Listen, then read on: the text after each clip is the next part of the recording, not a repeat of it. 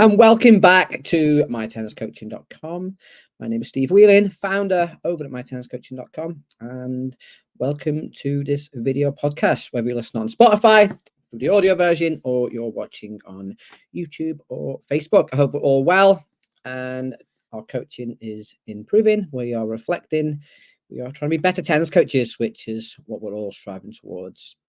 Just wants to reach out and say thank you to everyone who has joined in the conversation and the discussion over traditional tennis coaching and the ecological dynamics approach to tennis coaching. It's been a great sort of last few weeks of engaging with coaches around the world, sharing ideas, sharing challenges, and having difference of opinion as well. So much thanks to everyone who's been involved. Today, I wanted to just discuss the challenges of the ecological dynamics approach, because it's not all plain sailing. I think sometimes when I discuss the approach on social media or discuss it via these blogs or podcasts, it sounds like it's this really great, amazing approach to coaching, and it's just fantastic. But there's a number of challenges that I'm faced with on a daily basis using this approach, because not everything is perfect. And one thing I love about this approach is it's completely imperfect. And for reasons which we'll discuss today, there are a number of challenges sort of I'm faced with as a coach using this approach. And yeah, I thought rather than sort of talk about how great it is, because I think I do that quite a lot, let's talk about, okay, what makes it challenging, what makes it quite difficult to practice and to preach in some regards, this ecological approach.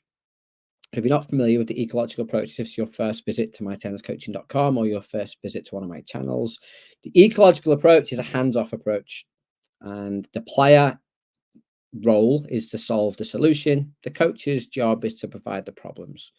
And if you want a more in-depth sort of breakdown of the ecological approach, just look back on my previous lives. I've got on YouTube, My Tennis Coaching over on YouTube, or look over at mytenniscoaching.com. I go into great detail of what the approach is and how you sort of implement it. I don't want to keep going over what it is each week, but it's a hands-off approach. If we look at a traditional tennis coaching approach of hands-on, coach leads the session, coach makes the choices, coach gives all the answers, and the coach gives the solutions to the players.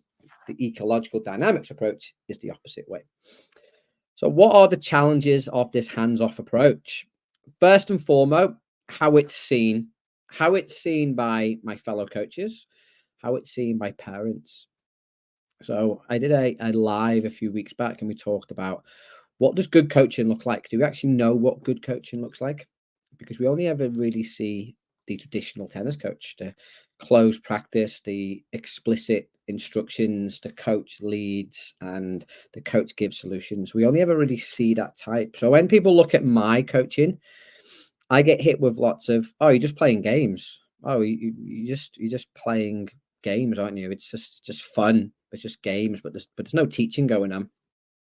That's a huge misconception by fellow coaches and by parents. And I was talking to a coach the other week, and they said to me, "Oh, you'd love my session that I did this week. It was really fun." So, oh, that's good. Yeah, fun's quite important. So yeah, we just played Waves and we played Jailbreak and we just played these crazy games like Cross the River. The kids loved it. It was great. And my sort of heart sank a little bit. I was like, well, okay, I'm guessing the kids love those games because they're fun games, but they're probably not developing a lot of skill in those games. They will be developing some skill, but not really the tennis skill that we want to sort of bring to the forefront. And that's what people think sometimes look at my sessions, because I am quite hands off. I'm not talking that much anymore in my sessions, which is complete 360-degree turnaround from a few years ago. So my lessons do look like I'm like I take a step back. A lot of the time when I'm talking, I'm asking questions. I'm trying to give players problems. I'm trying to get them to think for themselves. I'm designing practices or games that the players are playing, and they're trying to work out the solutions within the game. So from a uneducated point of view, it looks like I'm just playing games. It looks like I'm facilitating. And that's a comment that I heard a tutor make the other week. Oh, that way of coaching is not really coaching, it's just facilitating. And yeah, I am facilitating, but the games do not a teaching for me. And I think a lot of the time I get labeled with that, oh, you're just playing games. And I did a webinar this week for my tennis coaching guild members. So head over to mytenniscoaching.com. All my premium content is on there. And I did a webinar where I showed how I develop a backhand, but within this ecological dynamics approach, or the constraint-led approach. And I talk through how I design the practices. And behind the practice, I'm looking to develop tactical and tennis skills. I'm looking to the player to control space, control time. These are common phrases we use within the traditional tennis coaching space. I'm looking to develop path angle speed of the racket. I'm looking to develop body work and footwork, but I'm looking to use games to develop it, not words or instructions to develop those skills. So from the outside, it does look chaotic. It does look messy. Again, that's just a lack of education from the coaches who don't know this approach. And I put a poll out a few weeks back over on Instagram at My Tennis Coaching, if you're not following me over on there, of how many coaches have heard of this approach, how many coaches have heard of the ecological dynamics approach. And I think it's like 20% of those who voted, and there's quite a lot of people who voted. So a lot of coaches don't know this approach. And even a lot of level 4 and 5 coaches that I speak to here in the UK, they're not really familiar with it because it's not that common in tennis. It's now becoming more popular in education. It's now becoming more popular in other sports. Within tennis, it's so niche, and there's not a lot of coaches I know out there who are practicing it, or definitely a bit like me, sort of pioneering it and trying to push it out a little bit more. So if you only know what you know, and I think a lot of time coaches look at me and think it's just games. You're just playing games. But it's true, because again, if you watch any of the drills that I put up on mytenniscoaching.com, I'm playing tennis. There's a sending and receiving element. There's generally a serve and return included in the game. I'm playing tennis, and tennis is a game. I'm developing skill within the game, and I think sometimes people don't see that, and I get labeled, and I think completely wrongly, of, oh, you're anti-technique, or you're anti-developing the player. You're just facilitating. There's so much more going on that you don't quite understand. And I think that brings me on to my next challenge as coaches. I think sometimes coaches will look at my practices and they'll take them off and they'll implement them, and they'll try them out themselves within their own sessions, and they won't work. And they won't work for one reason, because all my practices are tailored for the player that I'm working with, or the players if it's a group session. The games and the rules are very much really, I spend a lot of time thinking about the games and how I set up the practice, because it's tailored for, I want to get the most out of the players in front of me. So sometimes when you just try and plug in and play, I call it, when you take a activity or practice and you just try and use it with your players, it doesn't work. So what you have to do is look at maybe the basics of the practice and then modify it and change it. I could work with 2 players and I would have to change and modify the practice. And I did it this week, where I've worked with 2 players who are the same age, same stage. So both under 9, both orange players, but the practice was different. The basis, the core of the practice was the same, but the rules and how I developed it and how the practice ran both went off in different ways, because each player is unique. Each player will have a different problem to solve, and they'll find their own solutions. So I think a lot of the time, and I was having this conversation yesterday with a coach, a lot of coaches just want drills. They want drills that they can just take away and use with their players. And that's dangerous, because every player is unique and different. You can't just drill the same way that the top players drill. You can't take a national level under 10 drill and then work with your players and say, okay, this is a national level drill. If you do this, you'll be a national level player. Tennis doesn't work that way. And I'm finding it more and more now with things like social media, which sounds a bit weird because I'm on social media. Like, coaches just want practice designs. They just want activities. But I think it's really important. Something that I've started to put out now when I put out practices, like, you're gonna have to change something here. And I think back to my own coach education. I used to go on coach education workshops as a coach, not so much as a tutor. And I'd see these amazing practices, and you practice them with coaches, and they work really well. And you think, yeah, this is fantastic. Can't wait to get back to club tonight. And you try them and it doesn't work.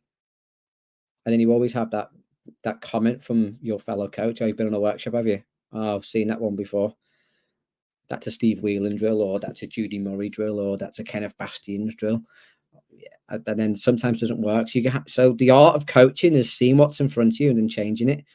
So you can't really plug in and play this type of coaching, because every time you do it will be different. And even if you have the same player, so I could have, so this evening I've got a player tonight and we're going to do a practice. I could do the same practice with that player next week and it'll be different. Why? Because the player is different. Tonight, the player might be fresh and energetic and really up for it. Next week, they may be tired, had a tough day at school, not as much energy.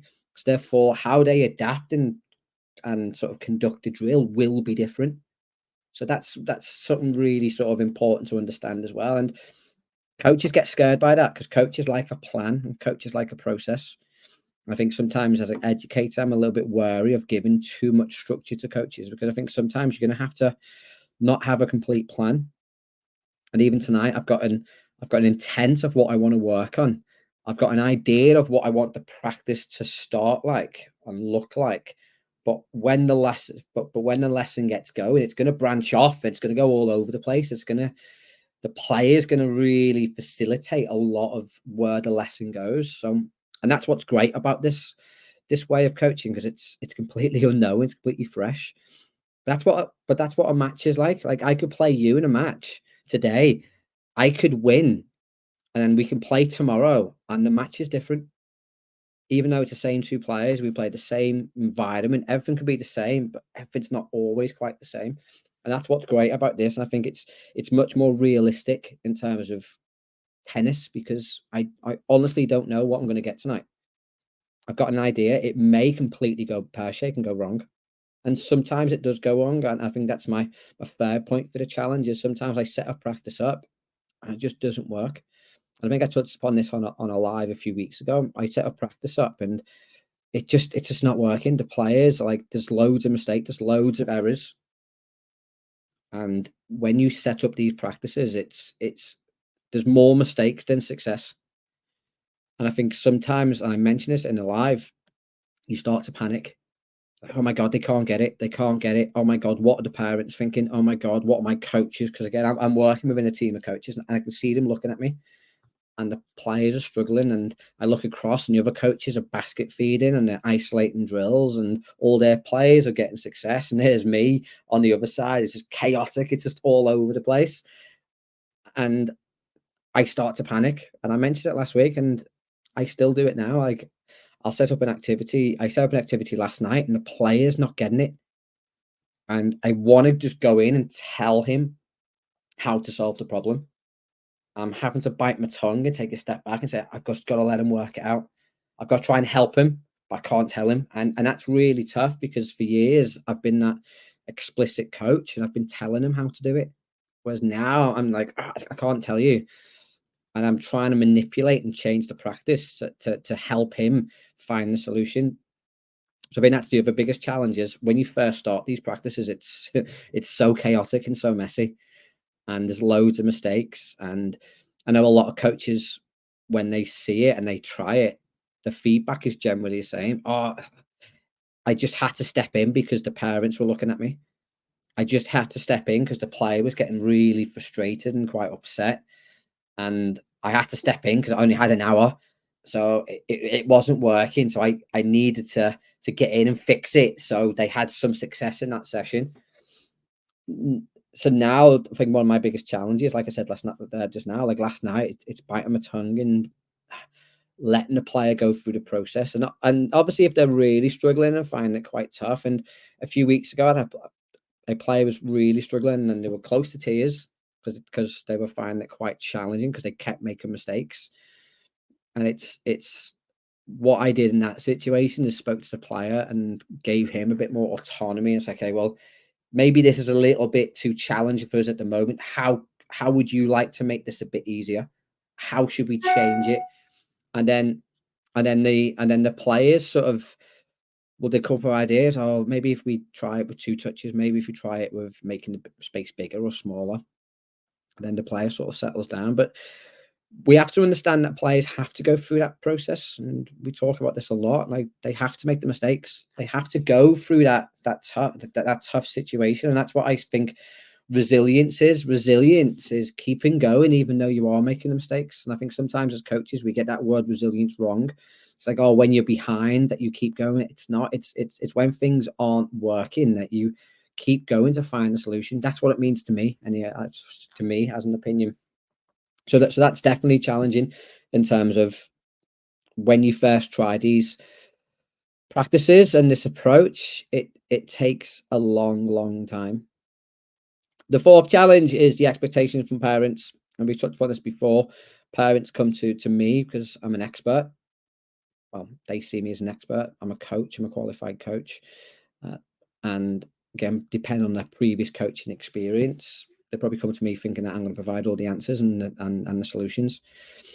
And then when I start, and it's the opposite way, and I'm actually creating problems. I'm actually making life sometimes more challenging for the player than they've ever faced before, and that's tough. And I've had players sort of turn around, and one player said to me, she was 9 or 10 at the time. You're meant to tell me what to do. I said, well, hang on, that's not the role of the coach. The role of the coach is to help you develop the skill. The role of the player is to find out what to do. And she couldn't quite understand that. And it was interesting because the dynamics at home was, I'll say she was quite spoiled.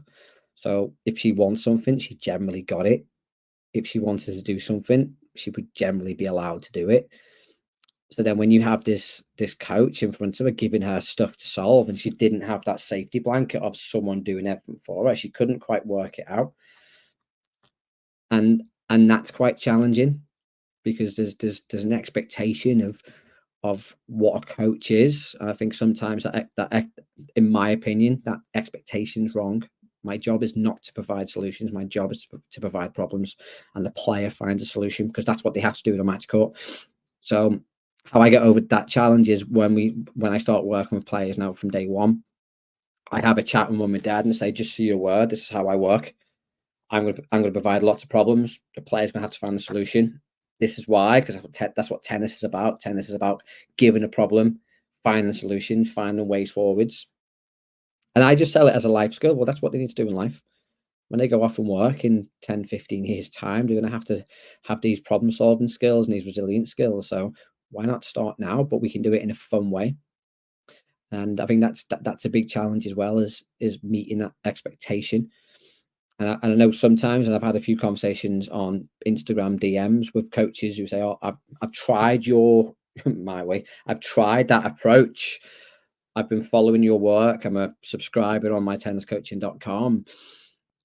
But like, the parents are really pushing back at me, because they're looking at my fellow coach in the team on the court next to me, and they're seeing this quick progress, and they're seeing this structure and lots of information and lots of knowledge being passed. And then they're looking at my sessions and they're quite not seeing the same. So the parents are moving the players over to the other coach, because that's what they perceive as coaching, and they're leaving me behind because they think that I'm not quite there. And my advice there, if you are going through that challenge, is you have to educate the parents. You have to educate the parents. And the way I sell it to my parents is, well, I can teach your child how to hit a forehand in the next hour. But you have to understand that forehand that I'm going to teach, and I'm going to close it down and isolate it, and they're going to develop that single skill. But that single skill won't be able to be replicated in a tennis match. So that's option one. Happy to do that. Option two, I can teach him how to hit multiple forehands from multiple areas of the court. It's going to be messy. It's going to be chaotic. And now those skills are transferable. However, it's going to take longer. It's going to take time. They're the two options, A or B.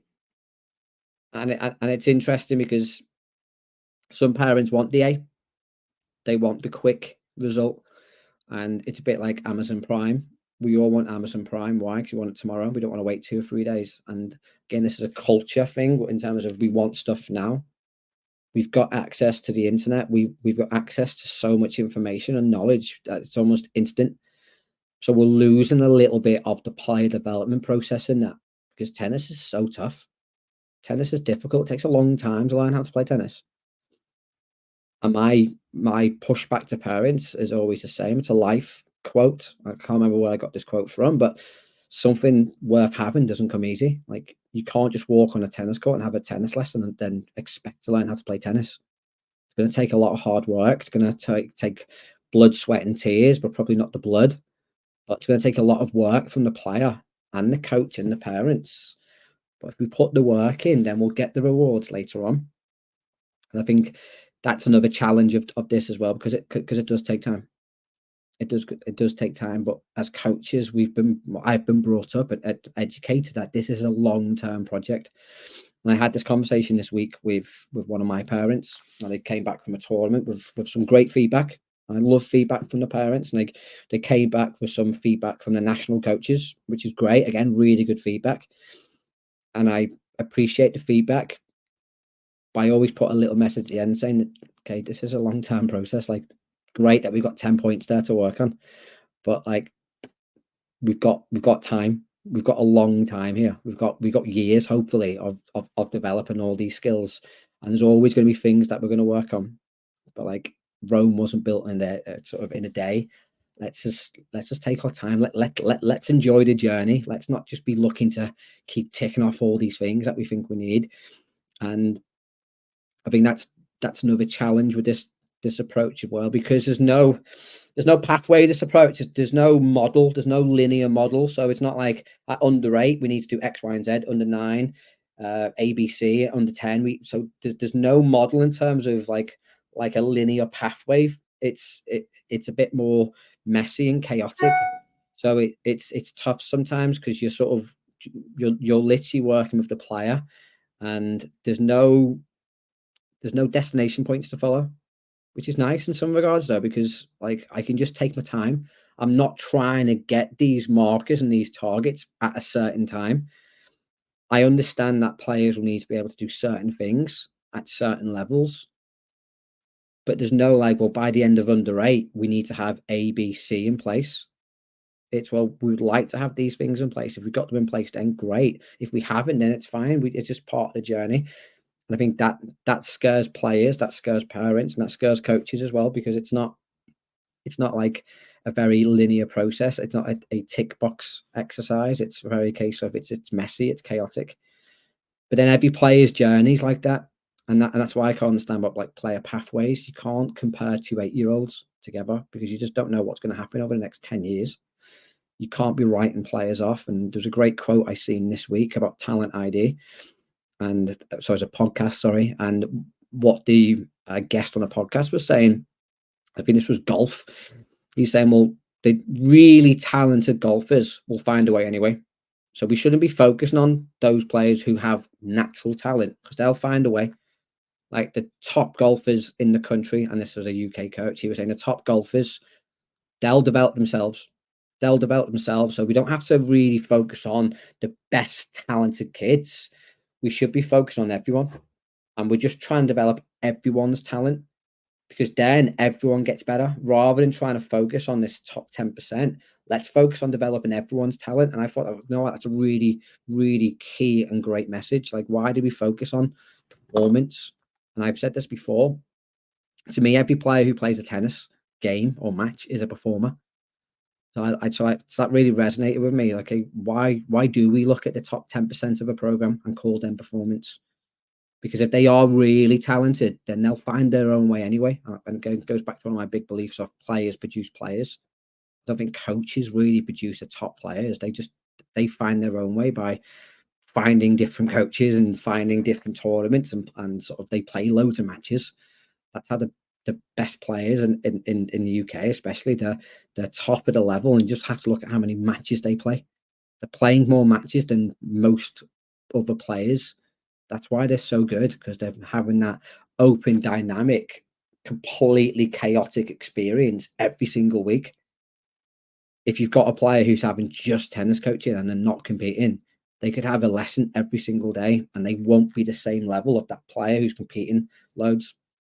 So that really resonated with me as well. So, but that's a challenge, because I don't have, like in the past, I'd have like a a map of, okay, under 8s, under 9s, under 10s, and this is what we need at each stage. Now it's a bit more open, because you could have 2 8-year-olds and one's really tall and one's really small, one's really quick, one's really slower, I should say. So you have to tailor for what's in front of you. And sort of that makes it quite challenging as well. And how do I overcome all these challenges? Just by taking a breath and not getting too stressed and worried about it. It's having belief. It's having belief in what I'm doing is the right for the player. I think a lot of the time I was guilty of this as a coach. I would do stuff that was either best for me. So I would work with players because it suited me. I would work with certain players at certain times because it suited me. They wanted multiple sessions per week, and they would invest in lots of money in me, and that suited me. I was making decisions that were I was making decisions that suited the parents. I was making decisions that suited the club or centre that I was working at. Whereas now I'm acting 99.9% of the time in the best interest of the player, because to me they're the most important person within this whole relationship, whether it be player, coach, parent, club. It's the individual, it's the person in front of me that I'm really sort of now looking after. And I'm trying to ease that expectation off them as well. Yeah, you may not get this straight away. It's going to take time. You may not get to a certain level at a certain point, which is a destination, like we talked about a few weeks ago on the podcast about player pathways. That's okay. It doesn't mean it's the end of the road. Like there's multiple destinations. Sorry, there's multiple routes to the same destination. Let's just find a way for you, and it makes my job a lot easier as a coach. Like even now this week when I got the feedback from the tournament, the old me would have just panicked, went, oh my God, I've got to put all this stuff in place because they're going to think I'm not doing the right job, or the national coach is going to think I'm a rubbish tennis coach and I'm not going to be given an opportunity later on. Now I take it and go, that's great feedback, fantastic. I'll take it under consideration, and it's part of the long-term plan. And it makes my job a lot easier. But the big benefit for me is the players are happy. The players are happy. The players are getting better. They're performing at a higher level. They're developing, I think, more skillful. My players now compete, and I get really any tears when they compete because they're so used to winning and losing. Was in the past where it was quite structured and regimented, and I wouldn't put players into competition unless they could do certain basics or fundamentals. Now, your first lesson with me, you're playing a match. You're playing a match, and you're probably going to lose that first lesson because I'm not going to let you win. Because I need you to understand that it's not about winning, and you're going to lose a lot at the start, like before we said, but lots of mistakes. But my players now are competing more, and it's just normal for them. And one of the proudest moments I had over the past 12 months is when I took 3 players for their first under-8 tournament early this year. None of them won a match, but they all absolutely loved playing tennis. And there was a tournament, but they loved playing tennis. And even though they didn't get a win, they weren't too bothered because they're so used to losing in sessions. They do win the sessions as well, but it's just normal for them. They're just so conditioned of playing points.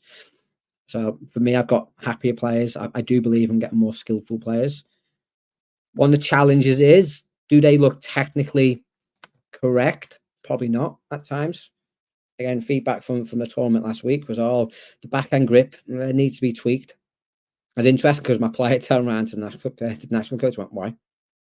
And then the national coach gave him some answer about sort of how to improve it. And again, it's a good technical point. And players like, well, okay, well, we don't really look at grips in my lessons, but thanks. And again, there's an expectation there then of me to start going in and start changing grips. I don't really look at changing grips. I'll just put, and I did it this week. I'll put him in a situation to test his grip. And if he isn't efficient and effective with the grip he's currently got, then he's going to have to adapt and change it anyway. So that's a challenge as well. But we're on the benefits now, aren't we?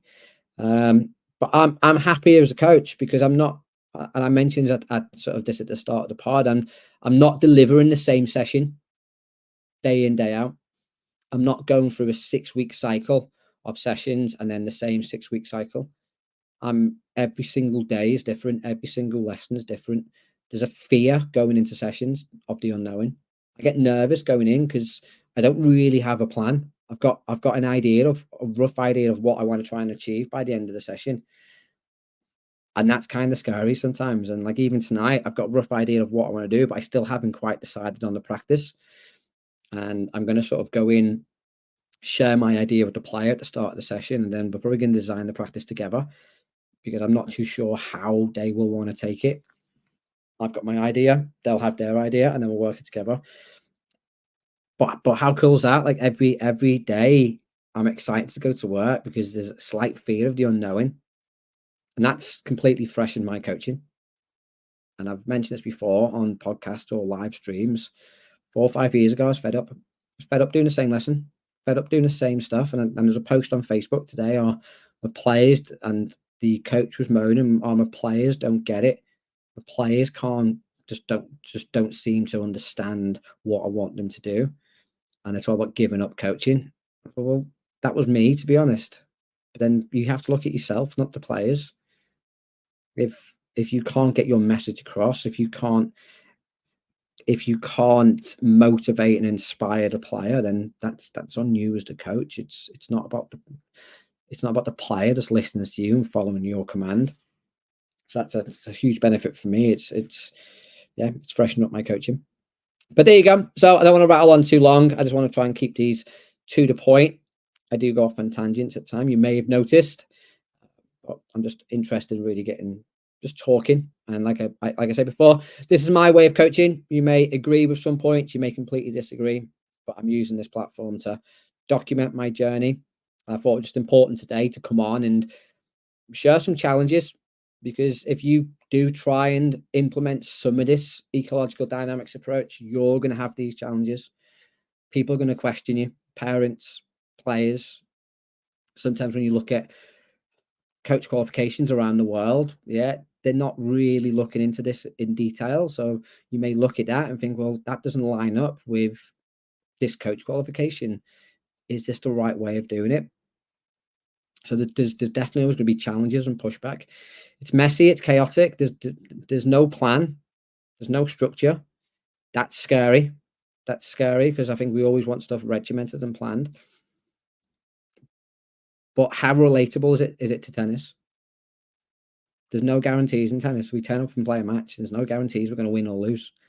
No guarantees we're going to play well. Everything's based on the environment of that day. Everything's based on the player of that day. I mentioned before, we could play a match today and play a match tomorrow, me and you. It can be two completely different matches. And that's what I love about this way of coaching. There's just no guarantee. But yeah, there we go. So my next video podcast or video live stream will be on Friday at 10 a.m. GMT time. I hope you're enjoying these.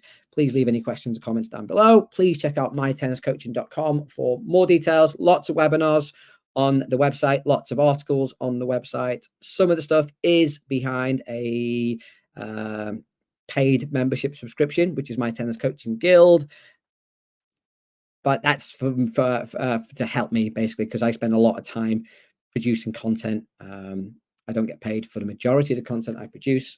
But if you really want to see me coach, if you really want to see my practice designs, if you want more in-depth sort of knowledge and understanding of the theory, check out mytenniscoaching.com. If not, send me an email, steve@mytenniscoaching.com. Check out my Instagram @mytenniscoaching. And until Friday, have a great week. Keep challenging your coach.